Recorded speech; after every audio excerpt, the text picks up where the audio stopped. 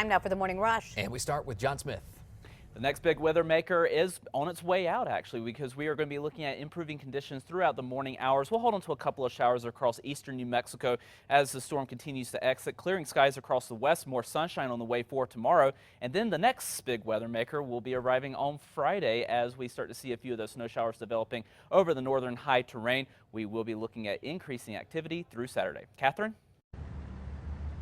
Good morning. As you get ready to head out the door this morning, traffic is being diverted and redirected here at I-40 and Wantabo. This after a deadly pedestrian crash closed the westbound lanes of I-40 here along the highway. It happened a little after 4 this morning. It's been deemed a full motor's call out. Details behind the crash are limited, but we could learn more later today. In the meantime, drivers are asked to seek alternate routes. We'll continue to update you on this story on air and on our KRQE News app. Adam? Meantime, happening today, a judge is expected to sentence a man who shot at his neighbor's homes in the Northeast Heights. Today's sentencing is related to an incident in 2015 involving Derek Foote. He pleaded not guilty for similar charges a year later. No one was injured, but his neighbors were left terrified. That hearing is set for this afternoon. In just hours, Senate lawmakers will hold a joint news conference. They're going to update the public on a committee investigation into Russian meddling in the 2016 election. This as the House Intelligence Committee's probe continues to come under scrutiny today. Sally Gates, the former acting attorney general fired by Mr. Trump, was set to testify Tuesday before the House panel. The next step for President Trump's plan to overhaul health care could be a deal between the White House and lawmakers. The president indicated he expects to make a deal during a White House dinner with senators and their spouses less than a week after a GOP overhaul was defeated in the House before it even came up for a vote. The president told senators health care is, quote, going to happen very quickly. On to new news this morning. The House voted to repeal new FCC internet privacy rules. The rules would have prevented internet providers from selling customers' browsing habits without their consent. The legislation also passed the Senate and is headed to the president's desk. A man accused of using a home as a torture chamber is now free this morning. Marcel Bland was arrested after a woman said that she and another man were being held against their will by him.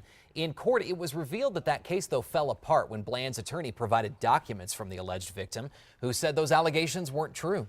He was eventually sentenced, though, on a charge of resisting arrest and then credited for time served. This morning, APD is once again warning companies, do not let your employees stop thieves.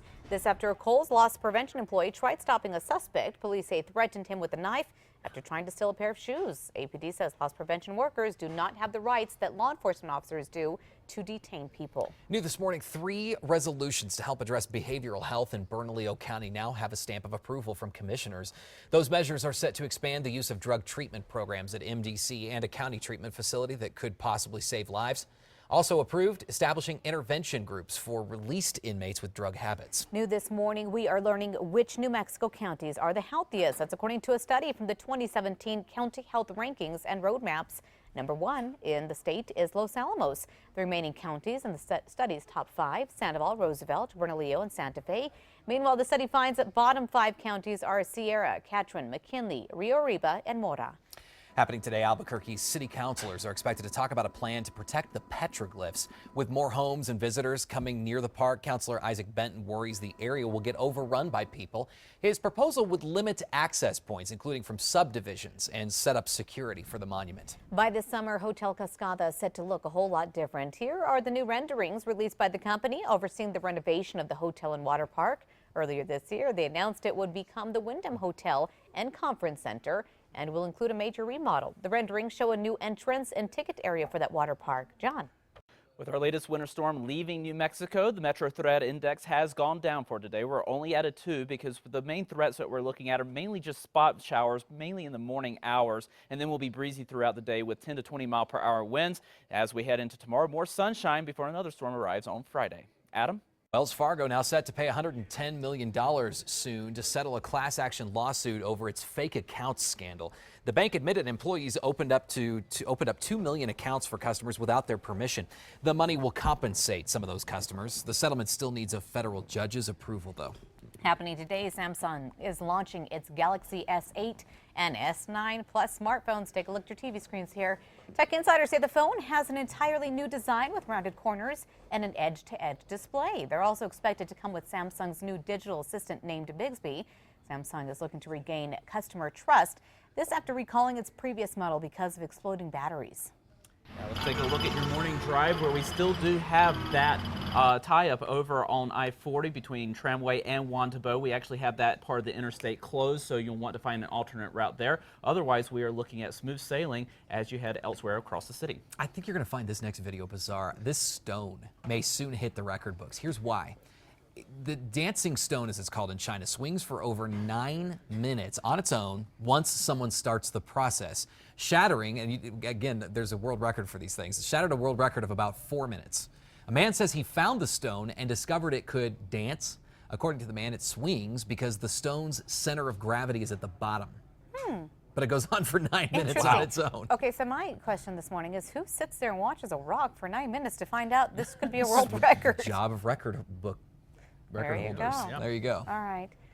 Okay, guys, some sad news for you, the kid at heart. On Friday, for the first time in a century, Crayola is retiring a color from its 24-count crayon box. I know, devastating news, right? The current colors that make up a Crayola box include the primary colors and some unique colors. We all know those. Crayola isn't actually saying which color is bidding goodbye until the end of the week. The company will live stream its decision, otherwise known as National Crayon Day. So will it be scarlet, carnation pink, maybe dandelion? I don't know, guys. My question is, indigo? if you buy a box of crayons with that old color still in it and you don't open the box, does that mean it'll be worth something? Maybe it will. Maybe. Yeah. Doesn't hurt to find out. Yeah. People putting it in boxes this morning, John. Yep. Stop it. All right, well, let's get to the 5 facts. All right, we'll start with number 5 this morning. A Rio Rancho middle school janitor is now in the running for a big nationwide title, Janitor of the Year.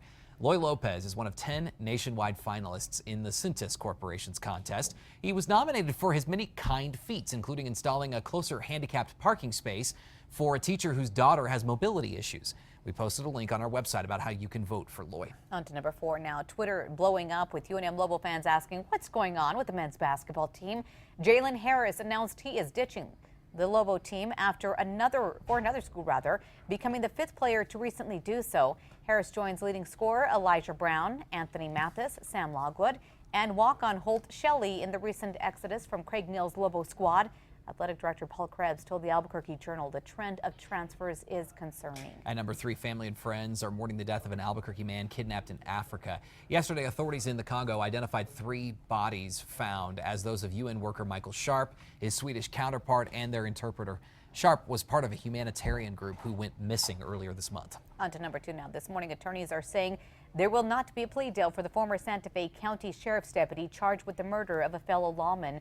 Tai Chan's retrial is set to begin next month. In 2014, Chan shot and killed Deputy Jeremy Martin in what he claims was self-defense. Prosecutors say the shooting was deliberate and premeditated. Chan's first trial ended with a hung jury. At number 1, we are going to be seeing showers ending in the Albuquerque metro area through the morning, clearing out through the afternoon.